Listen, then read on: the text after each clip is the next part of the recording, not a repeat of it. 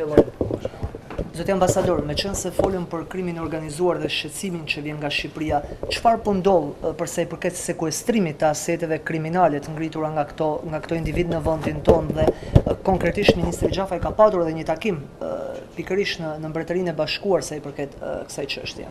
Mr. Ambassador, since the discussion today was focused on serious organized crime, can you tell what is being done in terms of seizing the assets of people assets that come from criminal activity?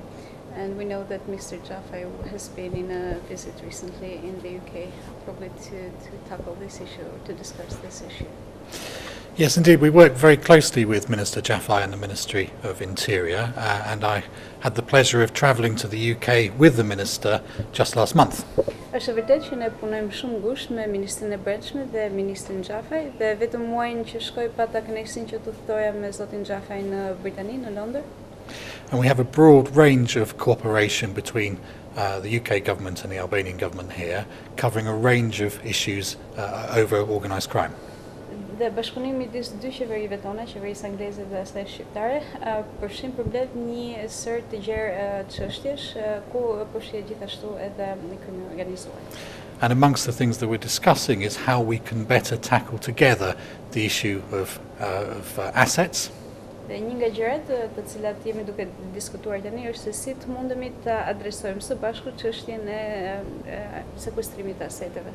And it's very clear that one of the most important ways of being able to defeat criminals is to hit them where it hurts the most, and that's with money. Dhe shumë e qartë që njëra nga mënyrat më efikase për të luftuar apo për të goditur kriminalët është pikërisht të godasësh atje ku ata patyrojnë dhe më shumë tek financat e tyre. And we're discussing with the Minister about how we can help more in this area. Dhe jemi në diskutime me ministrin për të parë mënyrat se si mund të bashkëpunojmë më tepër edhe më ngushtë në përputhje. A ka evidenca në këtë drejtim të sakta dhe a janë këto persona të mbrojtur edhe nga politika siç pretendon të paktën një pjesë e opozitës? Do you have concrete evidence, or have you identified concrete persons and individuals involved that have their assets stemming from criminal activity here? I mean, clearly it wouldn't be appropriate for me to talk about individual cases to the media, and that's something which needs to be kept private for obvious reasons. Sigurisht nuk është e përshtatshme për mua që të flas në media për individ të caktuar. Besoj e kuptoni që kjo çështje duhet mbajtur private për arsye të qarta siç janë ato të sekretit hetimor për shembull. Nëse nuk ka rezultate konkrete në luftën ndaj krimit të organizuar, do të jetë kjo një pengesë që Shqipëria të vijojë procesin e mëtejshëm integrues, meqense se është ndër kërkesa që jo vetëm Mbretëria e Bashkuar, por gjithë Bashkimi Europiane ka bërë në këtë drejtim.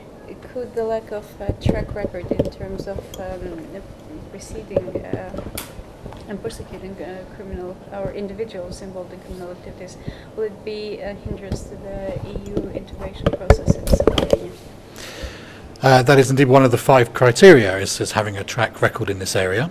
Në fakt kjo është një nga 5 kriteret, një nga 5 përparësitë, që është shënimi i rezultateve të saktuara në këtë fushë, në fushën e krimit të organizuar, kryesisht. And the UK and other member states will be looking at that when we come to make a decision at the June Council. Dhe si Britania, por ashtu edhe shtetet e tjera anëtare do të shikojnë këto rezultate kur të marrin vendimin në Këshillin e bërës në qershor. But it's also fair and right to say that in recent months we've seen a track record beginning to be developed with more arrests of people than we've seen previously.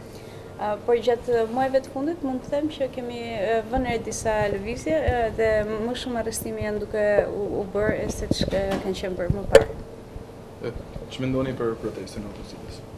What do you think about the opposition's protest? So the only thing I've said about the protest is what I'm going to repeat now, which is that firstly everyone has the right for peaceful demonstrations, but the important thing is that it's peaceful and there is never any reason or any right for things to become violent. Do të përsëris edhe një herë këtu qëndrimin tim mbi protestën, dhe qëndrimi im është që çdo kush ka të drejtë të protestojë, por e rëndësishme është që këto protestat janë paqësorë, pasi asnjë shkak apo asnjë kauzë nuk e justifikon përdorimin e dhunës.